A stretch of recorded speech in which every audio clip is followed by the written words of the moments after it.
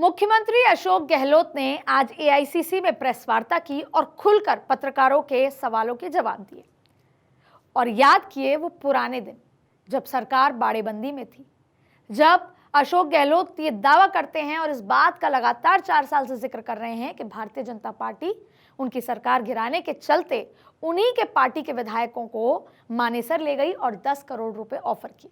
आज प्रेस वार्ता में भी इसका जिक्र किया।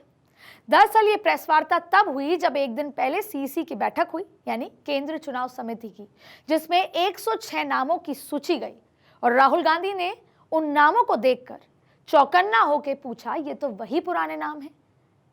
और एक जगह ऐसी आई एक नाम पर जहां सोनिया गांधी ने कहा, is he the same man, और वो नाम था शांति धारीवाल, जो कि राजस्थान सरकार में यूडीएच मिनिस्टर है।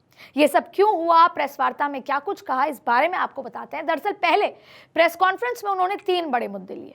पहला, पत्रकारों ने सवाल किया कि क्यों सूची रोकी गई, सूची कल क्यों नहीं आई, क्या इसके पीछे कोई इंटरनल विवाद था। उन्होंने उसको नकारते हुए कहा कि सचिन पायलट और मैं एक हैं, और वो विधायक जो सचिन पायलट गुट के माने जाते हैं और जो मानेसर चले गए थे सो कॉल्ड सरकार गिराने के चलते, उन लोगों में जो भी जिताऊ कैंडिडेट हैं, मैंने खुद, अशोक गहलोत ने कहा कि मैंने, अगर वो जिताऊ हैं तो उन पर मोहर लगाई है, अप्रूवल दिया है कि उनको चुनाव लड़ाना चाहिए। क्यों? क्योंकि मैं फॉरगेट एंड फॉरगिव की पॉलिसी पर विश्वास करता हूं। अशोक गहलोत ने कहा कि मैं मुख्यमंत्री नहीं बनना चाहता, लेकिन ये पद है कि मुझे छोड़ता नहीं।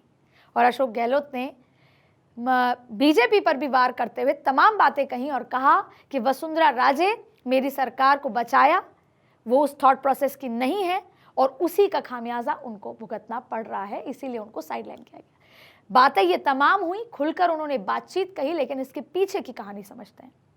हम बात कर रहे थे शांति धारीवाल, महेश जोशी और धर्मेंद्र राठौड़ की। कौन है शांति धारीवाल जिनकी वजह से माना जा रहा है सो कॉल्ड लिस्ट रोकी गई? दरअसल शांति धारीवाल अशोक गहलोत के करीबी माने जाते हैं और ऐसे में ये वो व्यक्ति हैं जो 25 सितंबर की एक घटना हुई थी राजस्थान में। आपको बता देते हैं कि 25 सितंबर वो घटना थी जब सोनिया गांधी ने अजय माकन, जो उस समय के प्रभारी थे, उनको जयपुर भेजा। और क्यों भेजा? क्योंकि अशोक गहलोत तब फ्रंट रनर थे राष्ट्रीय अध्यक्ष बनने के। तो जब अशोक गहलोत राष्ट्रीय अध्यक्ष बन के दिल्ली आते तो पीछे से मुख्यमंत्री कौन बनता, उसी पर विचार विमर्श करने के लिए अजय माकन, मल्लिकार्जुन खड़गे खुद, जो आज राष्ट्रीय अध्यक्ष हैं, उस समय ऑब्जर्वर बन के जयपुर पहुंचते हैं और सभी विधायकों की एक बैठक बुलाई जाती है। उद्देश्य था सचिन पायलट के नाम पर मोहर लगाने का। लेकिन जिस तरीके से 4.5 साल खींचतान रही, 2 गुट रहे, अशोक गहलोत के विधायक, 102 विधायक उस बैठक में नहीं पहुंचे। आला कमान को लगा ये उनके फरमान को ना मानना गलत है।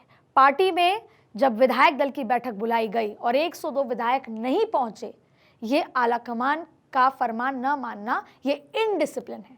और इसके पीछे 3 चेहरे बताए गए। पहला, शांति धारीवाल, क्योंकि वो सारे विधायक उस दिन शांति धारीवाल के आवास पर थे। दूसरा, महेश जोशी, क्योंकि वो मुख्य सचेतक थे और उनकी जिम्मेदारी थी कि वो सभी विधायकों को लेकर आए। और तीसरा, धर्मेंद्र राठौड़, अशोक गहलोत के करीबी माने जाते हैं और इस बार टिकट भी मांग रहे हैं अजमेर उत्तर से। ऐसे में सोनिया गांधी के पास जब वो लिस्ट पहुंचती है और शांति धारीवाल का नाम आता है तो वो कहती हैं, is he the same man. इसके पीछे का मतलब था, क्या ये वही व्यक्ति है जिसने 25 सितंबर को आला कमान द्वारा दिए गए निर्देशों की पालना नहीं की थी? और वो इसलिए हुआ था क्योंकि इन तमाम 102 विधायकों को ये डर था कि आज अशोक गहलोत को दिल्ली ले जाएंगे और पीछे से सचिन पायलट बनेंगे, और उस समय सचिन पायलट वर्सेस अशोक गहलोत गुटबाजी चल रही थी। ऐसे में आज भी इन तीनों विधायकों के ऊपर इनडिसिप्लिन की बात चल रही है और अभी तक भी पार्टी की तरफ से क्लियरेंस नहीं मिली है। और इसमें अशोक गहलोत और अशोक गहलोत के गुट का ये मानना है कि जब मानेसर वाले सचिन पायलट के गुटों के विधायकों को टिकट दी जा रही है तो फिर उनके गलती को माफ कर दिया गया, तो फिर अशोक गहलोत गुट द्वारा किए गए जो गलतियां हैं विधायकों से, उनको माफ क्यों नहीं किया जा रहा?